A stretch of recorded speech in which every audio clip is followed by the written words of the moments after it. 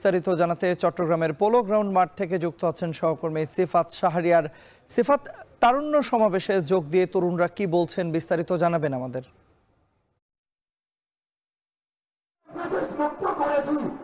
আমরা স্পষ্টভাবে বলতে চাই, আগামীতেও ষড়যন্ত্র অব্যাহত আছে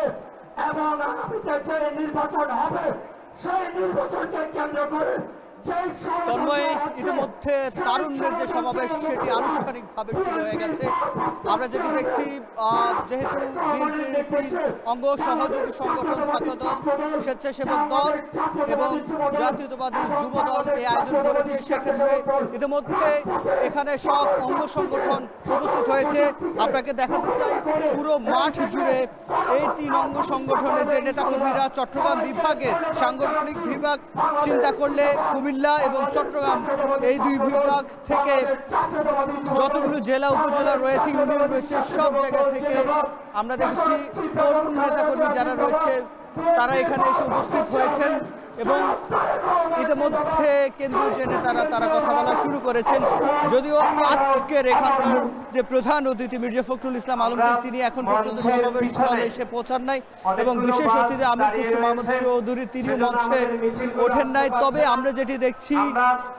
তিন অঙ্গ সহযোগী সংগঠন যুবদল, ছাত্রদল এবং স্বেচ্ছাসেবক দলের সভাপতি, সাধারণ সম্পাদক সহ কেন্দ্রীয় যারা নেতৃবৃন্দ রয়েছেন তারা ইতিমধ্যে এখানে উপস্থিত রয়েছে এবং আমরা প্রচার সম্পাদক যুগ্ম মহাসচিব এবং তারেক রহমানের উপদেষ্টা মাহাদি আমিন সহ আমরা যারা নীতি নির্ধারক পর্যায়ে যারা নেতৃবৃন্দ রয়েছে তাদেরকে আমরা দেখতে পাচ্ছি এবং সকল স্তরের আমরা যেটি দেখেছি এই তরুণরা তো এসেছেনই, তরুণদের যারা নেতৃত্ব দেন সেই অভিভাবক যে সংগঠন সেই সংগঠনের নেতাকর্মীরা এখানে এসে উপস্থিত হয়েছেন। তবে এই তিন সংগঠনের নেতাকর্মীরা সবচেয়ে বেশি এবং তারা যেটি বলছে তারুণ্যের রাজনৈতিক অধিকার প্রতিষ্ঠার জন্যই মূলত এই সমাবেশ এবং আজকে চট্টগ্রাম কুমিল্লা বিভাগের সমন্বয়ে এখানে সমাবেশ হচ্ছে। তারপরে আরও তিনটি জায়গায় সমাবেশ হবে, বগুড়ায় হবে, খুলনায় হবে, সবশেষ ঢাকায় 2 দিন ব্যাপী এই সমাবেশ হবে। এই সমাবেশের প্রথম দিন তারেক রহমানের দেয়া রাষ্ট্রকাঠামো মেরামতের যে 31 দফা তার উপরে তরুণদের ভাবনা এবং আগামীর রাজনীতিতে তরুণদের যে ভাবনা এবং তাদের চাওয়া পাওয়া সেটি আসলে সেমিনারে উঠে এসেছে এবং তরুণ যারা রয়েছেন, যারা রাজনীতি করেন, রাজনীতির বাইরে যারা রয়েছেন সকলেই কথা বলেছেন। আজকের সমাবেশে যারা সরাসরি রাজনীতি করতে চায় তারা এখানে এসেছে এবং আমরা যেটি দেখেছি এখানে আজকের যারা কেন্দ্রীয় নেতৃবৃন্দ রয়েছেন তারা আগামীর রাজনীতি তরুণদের কী রকম অংশীদারিত্ব হবে এবং বিএনপির রাজনীতির সাথে যারা সরাসরি সম্পৃক্ত তারা কিভাবে তরুণদের সাথে একসাথ হয়ে তাদের আকাঙ্ক্ষা বাস্তবায়নের জন্য কাজ করবে, এমন সব বিষয়গুলো ধীরে ধীরে এখানে বক্তব্যে উঠে আসছে এবং সবশেষ আমির খুরশিদ মাহমুদ চৌধুরী এবং মির্জা ফখরুল ইসলাম আলমগীর তারা কি বক্তব্য দেন তরুণদের জন্য। এবং আমরা যেটি দেখেছি নিকট অতীতে যতগুলো গণতান্ত্রিক সংগ্রাম হয়েছিল এবং পরবর্তী সময়েও যেই